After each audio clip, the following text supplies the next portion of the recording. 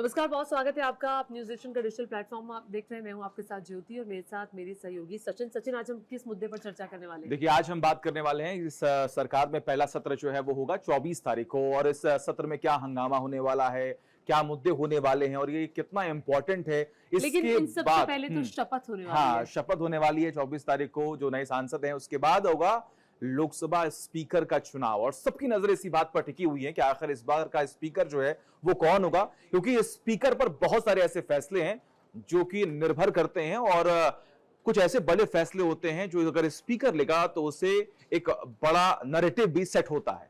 अब देखिए, 24 तारीख जो है 24 तारीख से संसद का 18वीं लोकसभा का पहला सत्र शुरू हो रहा है और चुनाव हो चुके हैं। बीजेपी जो है वो अपनी गवर्नमेंट बना चुकी है, एनडीए अपनी गवर्नमेंट बना चुकी है। कांग्रेस पार्टी की 99 सीटें आई और तमाम तरह की हमने चीज़ें देखी। अब ये भी देखना होगा कि एलओपी कौन होता है, लीडर ऑफ अपोजिशन कौन होता है, उसके नाम का भी चयन अभी नहीं किया गया है।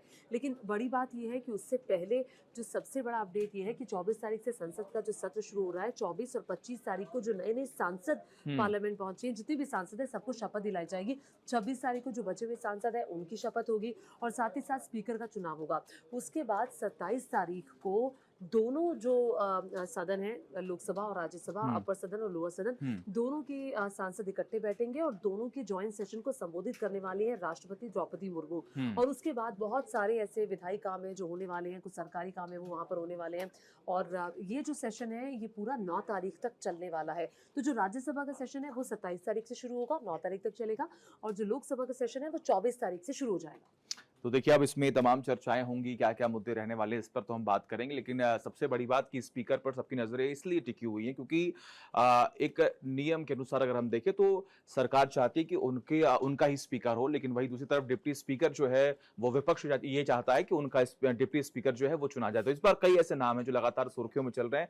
सबसे पहला नाम चल रहा है ओम बिरला का, जो पहले भी लोकसभा स्पीकर जो है वो रह चुके हैं और इस बार वो कोटा से जीते भी हैं। तो तमाम चर्चाएं चल रही हैं और काफी अनुभव भी है उनको। इसके अलावा नाम चल रहा है डी पुरंदेश्वरी का, जो कि प्रदेश अध्यक्ष हैं। और सबसे बड़ी बात है कि पहले वो बीजेपी कांग्रेस में आंध्र से आती हैं, पहले कांग्रेस में थी और फिर 14 में उन्होंने बीजेपी ज्वाइन किया। तमाम चर्चाएं जो हैं वो हुई।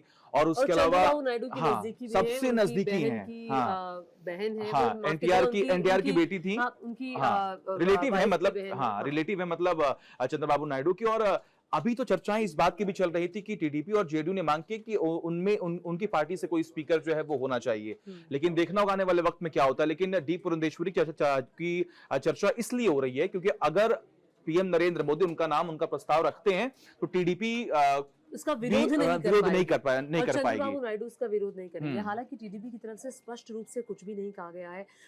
जेडीयू ने कह दिया है कि जो भी फैसला बीजेपी करेगी हमें मंजूर होगा और तमाम जो उनके सहयोगी दल हैं अब उनके रिएक्शंस का इंतजार रहेगा।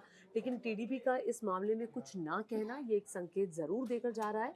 16 सीटों के साथ एनडीए का दूसरा सबसे बड़ा सहयोगी है टीडीपी, बीजेपी के बाद। उसके बाद तीसरे नंबर पर जो सहयोगी है वो जेडीयू है। तो जो अब सहयोगियों को साथ लेकर चलना पड़ेगा। देखिए, 2014 और 2019 ये वो साल थे, ये वो चुनाव थे जिसमें बीजेपी की फुल प्रूफ सरकार बनी थी। आपको किसी के सहयोग की जरूरत नहीं है।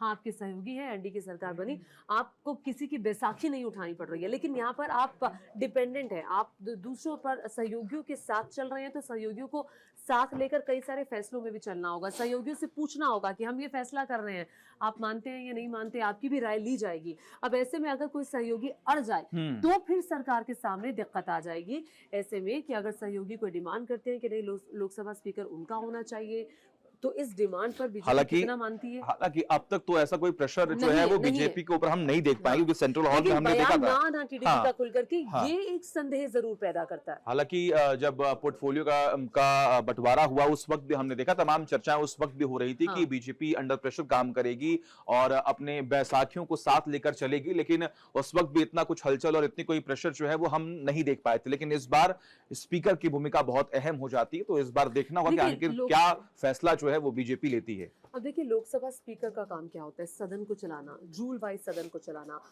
बीजेपी उस शख्स को चुनेगी जिसे सदन के कामकाज की जानकारी हो, जो रूल बुक को समझता हो लोकसभा के। और साथ ही साथ लोकसभा स्पीकर पर बहुत ज्यादा डिपेंड करता है कि कौन सा विधेयक कब पेश करना है, धन विधेयक कब पेश करना है, सेशन कब शुरू होगा, बाकी जो विपक्ष है उनकी बात को भी सुनना है, सदन के कामकाज का संचालन करना, कोई विधेयक धन विधेयक है या नहीं ये इसको देखना, सदन का अनुशासन, सदन की मर्यादा बनाए रखना और उसमें बाधा पहुंचाने वाले सांसदों को दंडित करना। पिछले दिनों हमने देखा था कि बहुत सारे लोगों को ओम बिरला जो कि लोकसभा के स्पीकर थे उस वक्त, उन्होंने सस्पेंड किया था।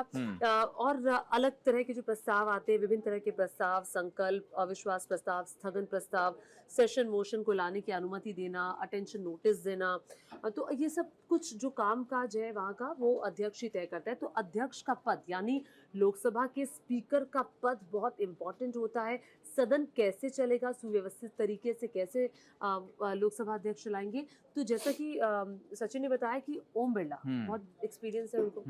बहुत एक्सपीरियंस तो है। अच्छा, एक और बात कि स्पीकर की भूमिका इसलिए भी अहम होती है कि कई बार ऐसा भी होता है कि जब वोट पड़ते हैं तो वो सिचुएशन टाई हो जाती है, तो उस टाई सिचुएशन में स्पीकर वो शख्स है, वो जिम्मेदार व्यक्ति माना जाता है जो वोट देता है। तो उनका एक वोट जो है वो बिल ला सकता है और बिल को नकार भी सकता है। तो उस वक्त उनकी भूमिका जो है बहुत ही अहम हो जाती है। बात हो रही थी ओम बिरला की, तो देखिए काफी अनुभवी हैं, उन्हें पहले ये अनुभव मिल चुका है और काफी अच्छे तरीके से उन्होंने सेशन को चलाया भी है। कोई ऐसा आरोप उन पर लगा नहीं है। हालांकि स्थगन और तमाम अलग अलग तमाम चर्चाएं हुई हैं, विपक्ष ने कई बार आरोप लगाए, लेकिन इस बार विपक्ष की भूमिका भी बहुत मजबूत है क्योंकि उनके पास भी आंकड़े जो है अच्छे खासे हैं।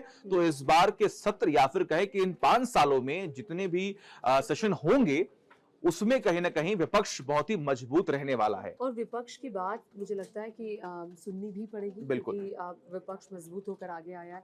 ना सिर्फ कांग्रेस पार्टी बल्कि तमाम जो विपक्षी दल है वो मजबूत हुए हैं। अब देखिए, आज राहुल गांधी ने एक प्रेस कॉन्फ्रेंस की नीट को लेकर ये चर्चा हो रही थी। उन्होंने कहा कि एक सवाल उनसे पूछा गया क्या नीट का मुद्दा आप संसद में उठाएंगे, तो उन्होंने खुले तौर पर कहा कि हाँ हम उठाएंगे, हम सरकार से जवाब मांगेंगे, हम पूछेंगे कि क्यों आखिर इस तरह के पेपर्स जो हैं वो लगातार लीक हो रहे हैं, यूजीसी नेट का पेपर आप रद्द कर देते हैं। तो भविष्य जो है हमारे आने वाली जनरेशन का, देश का जो भविष्य है वो ऊहापोह की स्थिति में है, वो बहुत कंफ्यूजन में है क्योंकि आपकी नाकामी की वजह से उनको झेलना पड़ रहा है। अब जैसा कि आपने बताया कि सदन में हंगामा भी होगा, पहले तो जो औपचारिक काम है शपथ का, फिर चुना जाना स्पीकर को, फिर जॉइंट सेशन, उसके बाद कुछ सरकारी काम होगा, कुछ विधायी काम होगा जो, और 9 तारीख को जब ये सेशन चलेगा, स्पेशली मैं 27 तारीख के बाद से बात कर रही हूँ, जब द्रौपदी मुर्मू जो कि राष्ट्रपति है उनका संबोधन हो जाएगा, उसके बाद तो जो आप कह रहे हैं ना कि बहुत ज़्यादा हंगामा देखने को मिलेगा, वो ज़रूर देखने को मिलेगा, इसमें कोई दो राय नहीं है, क्योंकि विपक्ष ने अपने तेवर साफ कर दिए।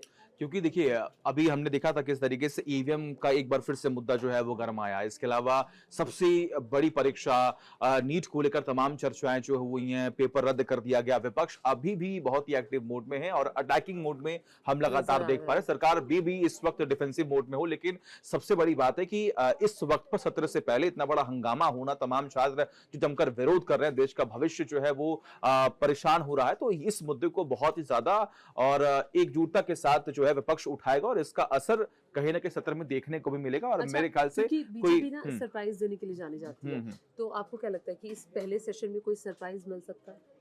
कुछ ऐसा आइडिया, क्योंकि आइडिया भी कोई लगा नहीं सकता, बड़े से बड़े धुरंधर इसमें फेल हो जाते हैं। देखिए ये तो हमेशा से रहा है कि बीजेपी ने हमेशा ही चौंकाया, लेकिन चर्चाएं तो बहुत पहले से ही हो रही थी कि कुछ ऐसे जैसे कि कुछ क्लॉजेस को लेकर तमाम चर्चाएं हो रही हैं कि मे भी शायद अग्निवीर योजना को लेकर चर्चाएं हो रही थी कि कुछ बदलाव जो है मे भी शायद सरकार जो है वो करे जल्द से जल्द करे, क्योंकि मेरे ख्याल से उसके लिए कमेटी बना दी गई है जो इस पर बातचीत कर रही है, जो इस पर डिस्कशन कर रहे हैं। हाँ, चर्चा हो रही है कि जो अग्निवीर योजना है उसके साल बढ़ा दिए और मेरे ख्याल से एज का बढ़ा, मेरे ख्याल से ये करना होगा भी, क्योंकि यही वो कुछ मुद्दे रहे जिसकी वजह से बीजेपी को नुकसान हुआ है। और शायद अगर इसे कवर कर ले तो आने वाले वक्त में बीजेपी को कुछ अच्छा हाथ उनके लग जाए।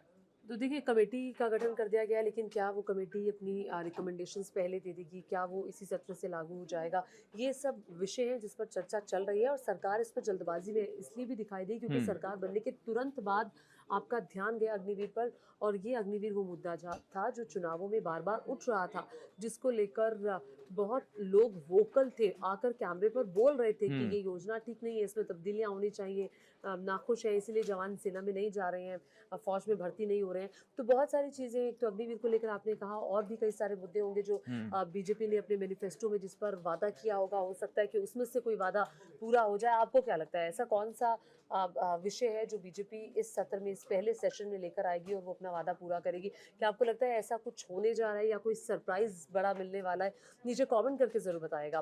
तो एनीवेज, ये पहला सेशन है, बहुत इंपॉर्टेंट है, लोकसभा स्पीकर का चुनाव भी होगा। ओम बिरला का पिछला कार्यकाल रहा था, इस बार देखना होगा कि क्या ओम बिरला ही रहते हैं या जो जी पुरंदेश्वरी हैं, बीजेपी में बीजेपी की नेता हैं, आंध्र प्रदेश से सांसद भी चुनकर आई हैं और चंद्रबाबू नायडू के बहुत क्लोज भी हैं, उनके रिश्तेदार भी हैं, क्या उनको चुना जाता है? एक और तीसरा नाम आप बता रहे थे। भृतहरि हैं जो कि उड़ीसा के बड़े नेताओं में से एक हैं, उनका भी नाम लगातार चर्चाओं में है, लेकिन हालांकि देखना होगा आने वाले वक्त में क्या होता है। एक और चीज़ है कि देखिए, चूंकि जब 24 और 25 तारीख को शपथ दिलाई जाएगी, तो शपथ तो देखिए स्पीकर ही दिलाता है, तो ये कौन से स्पीकर होंगे? ये प्रोटेम स्पीकर होंगे। बिल्कुल, और प्रोटेम इनका चयन हो स्पीकर, चुका है मेरे ख्याल से। तो प्रोटेम स्पीकर वो सदस्य होता है लोकसभा का जो कि बहुत ही वरिष्ठ सदस्य होता है, जो काफ़ी एक्सपीरियंस्ड होता है, उम्र दराज होते हैं, वो प्रोटेम स्पीकर है जो शपथ दिलाएंगे सभी सांसदों को।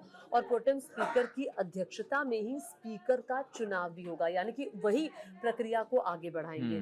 तो कुल मिलाकर, और उसके बाद जो स्पीकर हैं वो अपनी कुर्सी संभालेंगे, अपना कामकाज संभालेंगे, फिर जॉइंट सेशन होगा और फिर जो आगे कामकाज है लोकसभा का वो शुरू होगा। तो आपको क्या लगता है कि आने वाले वक्त में सत्र में और कौन-कौन से क्या मुद्दे होंगे जो इस बार हंगामेदार रहने वाले हैं? क्या कौन-कौन से वो मुद्दे हैं जो इस बार विपक्ष उठाने वाला है? कमेंट कीजिए, और अगर आपको हमारा ये वीडियो पसंद आए तो इसे लाइक कीजिए, शेयर कीजिए और देखते रहिए न्यूज़ नेशन।